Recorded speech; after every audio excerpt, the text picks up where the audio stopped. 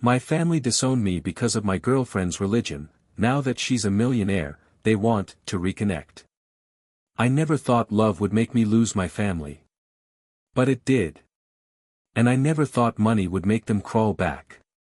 But it did that too. My name's Daniel.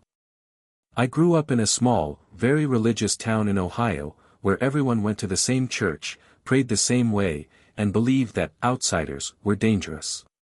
My family wasn't just part of the church, they were leaders.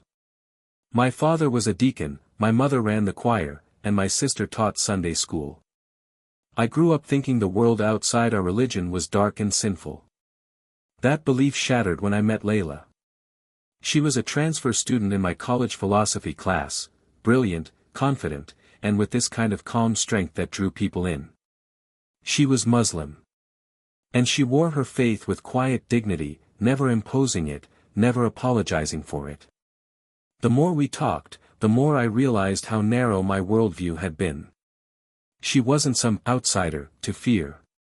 She was kind, sharp, and thoughtful, everything I admired. We started dating secretly at first. I knew my parents wouldn't approve. When I told them I was seeing someone, they seemed happy, until I mentioned her name. Layla. That's not a Christian name, is it? My mom asked, frowning. When I told them she was Muslim, my dad slammed his fork on the table. Daniel, don't tell me you're seriously considering a relationship with someone who denies the Son of God. That was the beginning of years of arguments, emotional blackmail, and guilt trips. My parents accused me of betraying my faith, my heritage, my eternal soul. My mom cried every night for months, saying she failed as a mother. My sister stopped talking to me altogether. They said if I didn't break up with Layla, I'd be choosing her over God and family. So, I chose her. We moved to Chicago together. We were broke. Eating instant noodles, working long hours, trying to make ends meet. Layla was starting a small skincare line based on natural ingredients from her family's region. Everyone, including me, thought it was a sweet hobby, not a business. But she worked like hell. She taught herself marketing, chemistry, packaging, and business law, all from scratch. When I lost my job in 2017, she carried us both financially without complaining once. She'd wake up at 5 a.m., make calls to suppliers overseas, then work at a clinic until midnight. I felt guilty, but she kept saying, "You believed in me when no one else did. That's worth more than anything." And then, in 2020, everything changed. One of her products went viral after a beauty influencer posted a video. Within a month, she was flooded with orders. Within a year, her brand became a multi-million-dollar company. She got invited to panels, interviews, and Forbes even listed her as one of the top 30 under 30 women entrepreneurs. We got married that year, privately. No family. Just us and a few close friends. It should have been the happiest time of my life. But part of me still hurt, because my family never even called. Not a, "Congratulations." Not a, "We miss you." Nothing. Then one day, out of nowhere, my mom texted me. "Hi sweetie. We've been thinking about you and Layla. We'd love to finally meet her properly. Let's put the past behind us." It felt fake, but I wanted to believe they'd changed. Layla, being her gracious self, agreed to meet them. So we flew home for Thanksgiving. When we arrived, my mom hugged us like nothing had ever happened. My dad gave Layla this overly polite smile, the kind that doesn't reach the eyes. My sister, who hadn't spoken to me in nearly 7 years, suddenly started asking Layla about her business. "I heard you're really successful now," she said, twirling her wine glass. "That must be nice. Maybe you could give me some advice on starting something too." It was awkward, but Layla handled it with grace. She answered every question kindly, even when they were passive-aggressive, like when my mom said, "I guess God had a plan for you after all, huh? Maybe it was all meant to be," for Daniel's sake. That night, I overheard my dad talking to my mom in the kitchen. If we play this right, maybe Daniel will help us pay off the house. She's got the money. That broke something inside me. The next morning, I asked my mom point blank. Are you only here because Layla's rich now? She looked offended. Daniel. How could you say that? We just want to reconnect. Family is family. Family? I said. Where was family when you told me I was going to hell for loving her? When you refused to come to my wedding? When you told people I was brainwashed? She started crying, calling me ungrateful, saying I was bringing up the past. But I couldn't do it anymore. Layla took my hand, stood up, and said quietly. Let's go home. We left that morning. No goodbye, no hugs, no fake smiles. A few months later, my sister called. She said my parents were having financial issues, their mortgage was behind, my dad's health was failing, and she hinted that Layla could probably help. I told her we'd pray for them. That was it. Then came the guilt messages. How can you be so cold? We're still your family. You've let your wife turn you against your blood. They didn't care when I was sleeping on an air mattress. They didn't care when I was jobless, heartbroken, and lost. They only cared once money entered the picture. The final straw came last year. My mother sent us a Christmas card with a check request, yes, literally a check request. She wrote. We've fallen on hard times, and your father and I could really use your help. After all, God blesses those who give back to their parents. Layla looked at me and said, you don't owe them your peace, Daniel. So I wrote back. Mom, God also blesses those who don't exploit love for profit. We wish you the best. But our generosity is reserved for those who stood by us when it mattered. We haven't spoken since. Sometimes I feel guilty. They're still my family, and part of me misses them, the version of them I thought existed. But every time I remember the years of silence, the judgment, the manipulation, I remind myself. They didn't lose a son because of faith. They lost one because of greed. Layla still prays for them every night. That's who she is, graceful, kind, forgiving. She's taught me more about faith and compassion than my own church ever did. And me? I finally learned that family isn't defined by blood or belief. It's defined by love, loyalty, and respect. And those, they never gave me. After we cut my family off, I honestly thought that was the end of it. We'd made our peace, closed that chapter, and moved on. But if there's one thing I've learned, it's that some people can't stand being told no, especially when money is involved. About 6 months after I sent my mother that final message, we got a letter. Not an email. Not a phone call. An official legal letter addressed to both me and Layla. When I saw the envelope from a law firm in my hometown, my stomach dropped. Inside was a formal demand letter claiming that my parents were entitled to financial assistance due to emotional suffering and estrangement caused by Daniel's abandonment of familial obligations. In plain English, they were threatening to sue us for not giving them money. At first, I laughed. It was so absurd it didn't even seem real. But then, as I read further, my hands started to shake.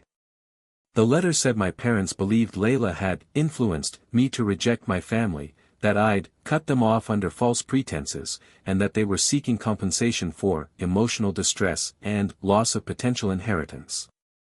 Layla read the letter over my shoulder and just whispered. They're trying to make me the villain. I could see the hurt in her eyes. These were people who once called her a devil in disguise, and now they were painting her as some manipulative gold digger in a legal document. We sent the letter to our lawyer, expecting him to say it was nonsense. But he looked at it carefully and said, technically, they don't have a case, but they can try to file one. You'd be surprised how many families pull this kind of thing when money gets involved. And sure enough, 2 months later, they filed an actual lawsuit. They claimed we'd caused them mental anguish by withholding financial support that a dutiful son should provide. They even included snippets of text messages and photos from years ago to make it look like I'd promised to always take care of them. My father's affidavit said, "We raised Daniel with faith, love, and discipline. His wife turned him against us, destroying our family unity. We only ask for the support any good parents deserve." It was like reading fiction. The same man who told me I was dead to him for marrying Layla now wanted me to pay him for damages. Layla didn't want to fight dirty, but I was done being their punching bag. So we decided to respond, thoroughly.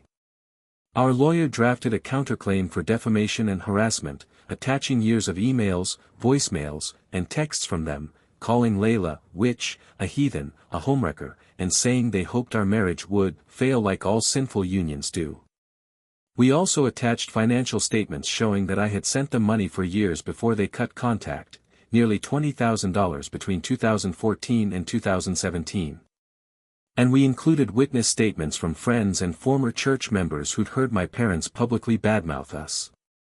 When the court date finally came, my parents showed up with my sister, who smirked at us from across the courtroom. She looked almost proud of what they were doing. My dad tried to look frail and pitiful, wearing an oxygen mask and leaning on a cane. But when our lawyer presented the evidence, the mask cracked. He started shouting that Layla had bewitched me, that she turned me away from Christ, and that money corrupted her soul. The judge interrupted him and said, "Sir, this court is not the place for religious persecution. Stick to the facts." When our attorney showed the screenshots of their hateful messages, the courtroom went silent. My mother started crying, and my sister turned pale. By the end of the hearing, the judge dismissed their entire claim with prejudice, meaning they couldn't refile it. And then, in a twist none of us expected, the judge said, "Based on the evidence, the defendant's counterclaim for harassment and defamation may proceed. They tried to sue us, and now they were the ones being sued." The following months were ugly. Their church found out about the case, and suddenly, all their friends started avoiding them. My father resigned as deacon for health reasons, but everyone knew why. My mother sent me a long, emotional letter, not apologizing, of course, but begging us to drop the counterclaim. She said they'd already lost their community, their reputation, and their peace. Layla wanted to let it go. But I couldn't. Not yet. I told her. They've never once said sorry. They've never once admitted what they did. If we drop this, they'll just move on to the next manipulation. Still, after weeks of thinking about it, Layla convinced me that winning legally wouldn't feel like healing emotionally. So we withdrew the counterclaim, on one condition. We made them sign a no-contact agreement. No calls. No letters. No messages. Nothing. If they violated it, they'd face legal consequences. They signed it. That was 2 years ago. Since then, we haven't heard a word from them. No more letters, no fake apologies, no requests for money. But word travels fast in small towns. Apparently, they lost their house and moved in with my sister, who's now working 2 jobs to keep them afloat.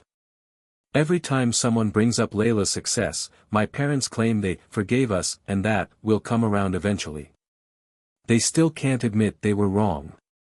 Last Christmas, Layla and I donated $100,000 to an interfaith women's education charity, in my mother's name. Not out of spite, but because we wanted to turn all that hatred into something good. And honestly, that felt like the real victory. Because no lawsuit, no guilt trip, no manipulation could ever undo what we built together.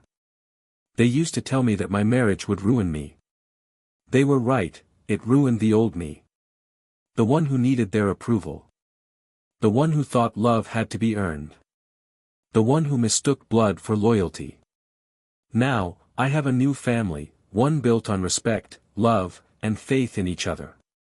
And that's something no one can ever sue away. It had been 3 quiet, peaceful years since the lawsuit. 3 years without a single text, call, or letter from my family. For the first time in my life, I wasn't looking over my shoulder, waiting for the next guilt trip or manipulation. Layla and I had built a life that felt ours. We bought a small lake house outside of Chicago, spent weekends cooking together, adopted a dog named Milo, and learned what peace truly felt like. We didn't talk about my parents anymore. We didn't need to. The silence between us and them was finally comfortable. Or so I thought. Then, one gray morning last winter, I opened my front door, and there she was. My sister, Emily. She looked nothing like the polished, confident woman who'd smirked at me in the courtroom 3 years ago. Her hair was messy, her eyes hollow, and she clutched a small suitcase like her life depended on it.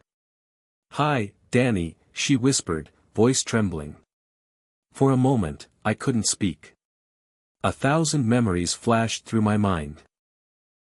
Her laughter when we were kids, her silence when our parents disowned me, her cold smirk when they tried to sue us. "What are you doing here?" I finally asked. Her eyes filled with tears. "They're gone," she said. "Mom and Dad, they died." It felt like someone had punched me. Both of them, gone. Just like that. Apparently, my father had suffered a stroke first, and my mother passed a few months later. The church barely mentioned it, they'd burned too many bridges in their final years. Emily had been the only one taking care of them in the end. I didn't know what to say. There was no joy, no anger, just this heavy emptiness. "I'm sorry," I said softly. "And I meant it." She nodded, wiping her eyes. "I know you probably don't want to see me, but I didn't know where else to go. I need your help, Danny." Layla came to the doorway, calm as always. She greeted Emily gently, invited her inside, and made tea. Emily talked for hours, about how hard things had been, how our parents had lost everything, how she'd taken care of them while working 2 jobs. She said she'd changed, that she realized how wrong they were about Layla, about me, about religion. She apologized. For the first time in my life, my sister actually apologized. She cried while saying it, her hands shaking.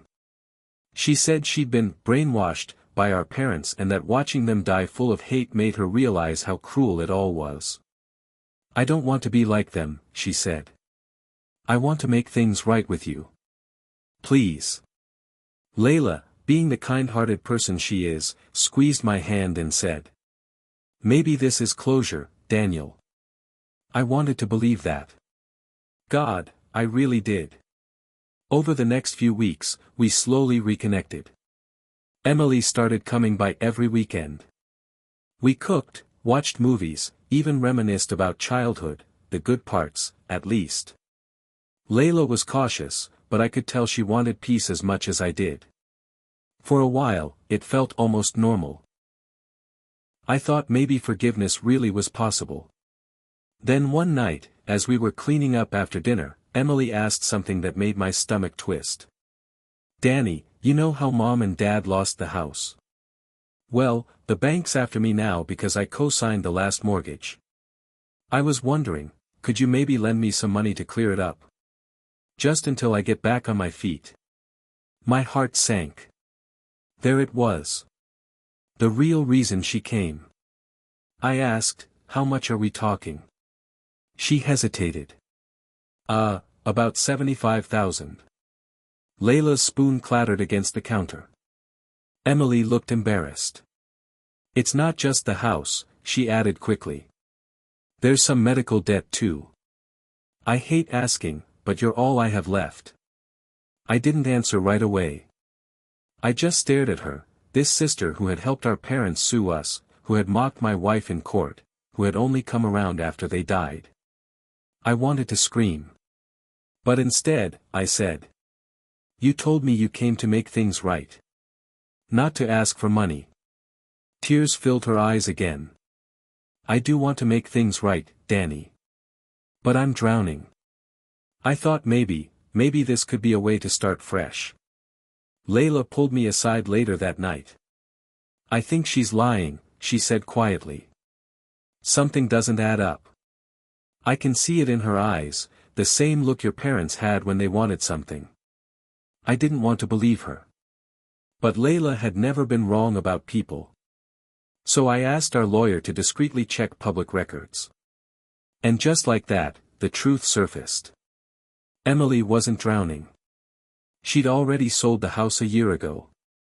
She wasn't in debt, she'd inherited nearly $200,000 in insurance and retirement payouts after our parents died. The only debt she had left was from gambling. My sister had developed a gambling addiction, online casinos, sports betting, the works. And now she was coming to us for a bailout. The next time she visited, I confronted her. At first, she denied it. Then she broke down, sobbing. I didn't mean to lie, I lost everything, Danny. Please, I'm your sister. You have so much, and I have nothing. Layla was silent, her face unreadable. I told Emily. You're not my responsibility. You made choices, just like they did. And every time you've come back into my life, it's been because you wanted something. She tried to hug me. I stepped back. If you really want to change, I said, then get help. Not money. Help. We'll pay for rehab, therapy, but not another lie. For a moment, I thought she might accept. But instead, she glared at Layla and hissed. You turned him into this. You made him cold. You made him hate his own family. And just like that, the mask fell off again. Layla didn't even respond. She just opened the door and said softly. Goodbye, Emily. That was 8 months ago. We haven't heard from her since. I later found out through mutual contacts that she moved to another state, still chasing quick money. It broke my heart, not because of what she did, but because she could have had a real family if she'd chosen differently. Sometimes I still think about all of them, my parents, my sister, the life that could have been. But then I look at Layla, at the peace we've built, the life we fought for, and I know I made the right choices. Because the truth is, I didn't lose my family because of religion or money. I lost them because they loved control more than love itself. And once you stop letting people control you, they'll do anything to make you feel guilty for breaking free. But I'm done feeling guilty. I chose love. I chose peace. I chose truth. And if that means standing alone, then so be it.